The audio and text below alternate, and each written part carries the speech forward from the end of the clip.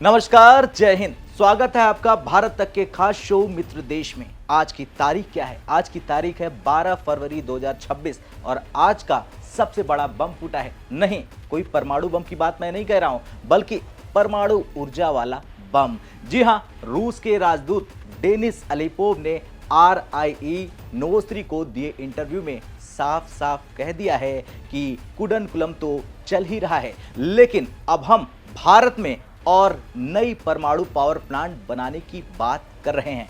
यानी तेल के बाद अब परमाणु ऊर्जा में भी रूस ने भारत को तगड़ा प्यार दिखा दिया है और ये प्यार ऐसा है कि अमेरिका और चीन दोनों की रातों की नींद उड़ गई है। अब ट्रंप तो पहले ही तेल तेल चिल्ला रहे थे, तेल पर बयानबाजी कर रहे थे और कह रहे थे कि इंडिया रशियन ऑयल खरीदना बंद कर देगा, लेकिन अब न्यूक्लियर डील सुनकर वो क्या सोचेंगे? और चीन, वो तो पहले से ही साउथ चाइना सी में घुसा हुआ है, लेकिन यहां भारत रूस की ये जोड़ी देखकर उसकी भी आंखें फटी की फटी रह जाएगी, पूरी खुल जाएगी। चलिए अब कैसे खुलेगी इस खबर में समझते हैं। दरअसल रूस और भारत की यारी या फिर यूं कहें दोस्ती काफी पुरानी है, 1950 से, नेहरू क्रुश्चेव वाले जमाने से। लेकिन साल 2022 के यूक्रेन वॉर के बाद सब कह रहे थे कि अब तो रूस अकेला पड़ गया है, भारत भी काफी दूर है। लेकिन नहीं भाइयों, भारत ने दिखा दिया कि दोस्ती में कोई शर्त नहीं होती है। तेल में रूस ने भारत को बम्पर डिस्काउंट दे डाला और फिर भारत ने बम्पर डिस्काउंट के साथ उसकी खरीद की। अब परमाणु में रूस कह रहा है कि हमारी VVER टेक्नोलॉजी जो वर्ल्ड क्लास है, टाइम टेस्टेड है और अब भारत में बड़े बड़े यूनिट्स लगाएंगे। ये दावा किया है रूसी राजदूत डेनिस अलीपोव ने। सुने, ठीक वैसा ही जैसा कुडनकुलम परमाणु ऊर्जा संयंत्र के निर्माण के अलावा हम बाजार सहभागियों के साथ भारत में टाइम टेस्टेड VVER तकनीक पर आधारित आधुनिक उच्च क्षमता वाली बिजली इकाइयों के क्रमिक निर्माण की संभावित नई परियोजनाओं पर ठोस बातचीत कर रहे हैं। यह बयान है रूसी राजदूत का जो अभी मैंने आपको बताया। और इसके आगे भी उन्होंने कहा कि कम क्षमता वाले परमाणु ऊर्जा स्टेशनों पर सहयोग एक और आशाजनक क्षेत्र है दोस्ती के लिए, खासकर दूरस्थ और अलग थलग क्षेत्रों के विकास को समर्थन देने के लिए। अब यहाँ पर मतलब क्या है? मतलब साफ है, कुडनकुलम तो बस शुरुआत है, वहाँ पहले से 6 यूनिट चल रहे हैं या बन रहे हैं। VVER 1000 टाइप, 1000 MW हर एक। अब और साइट्स पर नए प्लांट्स बनेंगे और SMR यानी कि स्मॉल मॉड्यूलर रिएक्टर जो छोटे छोटे लेकिन सुपर एफिशिएंट आइसोलेटेड इलाकों के लिए परफेक्ट होंगे। अब वो इलाके कौन से होंगे? जैसे कि लद्दाख, अंडमान या नॉर्थ ईस्ट के दूर दराज इलाके, यानी चीन को सीधी चुनौती मिलेगी। इतना ही नहीं, रूस कह रहा है कि हम टेक्नोलॉजी ट्रांसफर भी कर देंगे, ज्वाइंट प्रोडक्शन भी कर देंगे और भारत में ही इसको बनाएंगे। ये कहीं ना कहीं अमेरिका और चीन दोनों के लिए बहुत बड़े खतरे की बात है। अब आप खुद सोचिए, भारत की एनर्जी की जरूरत क्या क्या है। दरअसल भारत साल 2047 तक 100 गीगावाट न्यूक्लियर पावर का टारगेट रख रहा है। अभी सिर्फ 8 गीगावाट पर है, यानी 12 गुना बढ़ाना है। कोयला, सोलर, विंड सब कुछ चलना है, लेकिन clean, reliable, best load power चाहिए। और रूस के पास वो टेक्नोलॉजी है, वो दम है जो अमेरिका या फ्रांस से भी बेहतर साबित हुई है और वो भारत में भी रूस ने कर दिखाया था कुडनकुलम में। और कुडनकुलम में कोई छोटा एक्सीडेंट नहीं हुआ, सेफ्टी रिकॉर्ड टॉप क्लास है। अब तेल के बाद ये बड़ी डील है। साल 2022 से 2025 में रूस भारत का सबसे बड़ा ऑयल सप्लायर बना रहा। यूरोप ने प्रतिबंध लगाए, रूस ने भारत को डिस्काउंट पर तेल दिया, बम्पर डिस्काउंट कह सकते हैं। कभी 20 से 30 डॉलर बैरल सस्ता, भारत ने 40% से ज्यादा तेल रूस से खरीद लिया। ऐसे में ट्रंप ने हाल में एक बयान दिया था और कहा था कि इंडिया रशियन ऑयल बंद कर रहा है। लेकिन फिर क्या हुआ? लावरोव ने रूसी संसद में कह दिया कि किसने कहा है भाई, सिर्फ ट्रंप ने, मोदी जी ने नहीं कहा है। और जब तक मोदी नहीं कहेंगे रूस नहीं मानने वाला है और यही भारत रूस की पक्की यारी का पक्का सबूत है। अब तेल के बाद परमाणु। जी हां, ये सिर्फ एनर्जी नहीं है, स्ट्रेटेजिक पार्टनरशिप है। रूस भारत को S-400 मिसाइल दे रहा है, काफी यूनिट्स भी लगी है, ब्रह्मोस दोनों साथ में बना रहे हैं। अब न्यूक्लियर में भी दोबारा एक साथ उतर जाएंगे और अमेरिका को टक्कर देंगे। ये मल्टीपोलर वर्ल्ड का बड़ा सिग्नल है। भारत न अमेरिका का गुलाम है, न चीन का गुलाम है तो वो पाकिस्तान गुलाम है। भारत मित्र देश के साथ खड़ा है और भारत का पक्का मित्र देश है रूस। अब अमेरिका क्यों हिला, ये सबसे बड़ी बात है, क्योंकि वो भारत को क्वाड में चीन के खिलाफ यूज करना चाहता है और ये सच्चाई भी है।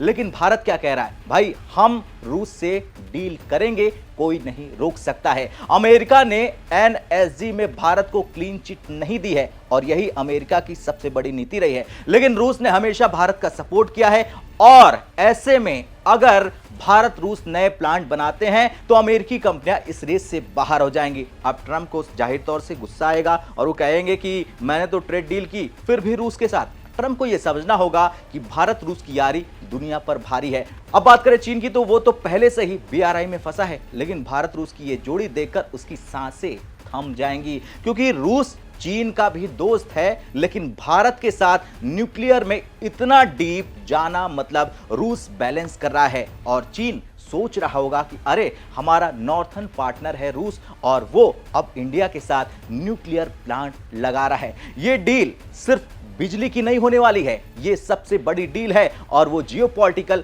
गेम चेंजर साबित हो जाएगी। अब भारत की एनर्जी सिक्योरिटी, इंडिपेंडेंस और मेक इन इंडिया का सपना पूरा होने वाला है और इसमें साथ दे रहा है रूस। रूस साफ कह रहा है कि हम टेक्नोलॉजी शेयर करेंगे, 100% लोकलाइजेशन करेंगे, मतलब रोजगार, टेक्नोलॉजी ट्रांसफर और सस्ती बिजली, सब कुछ। अब आगे क्या होगा? दरअसल आगे बातचीत ठोस हो रही है। रोसाटोम और एनपीसीआईएल मिलकर प्लान बना रहे हैं। नए साइट शायद कि महाराष्ट्र, आंध्र या फिर राजस्थान में हो सकते हैं।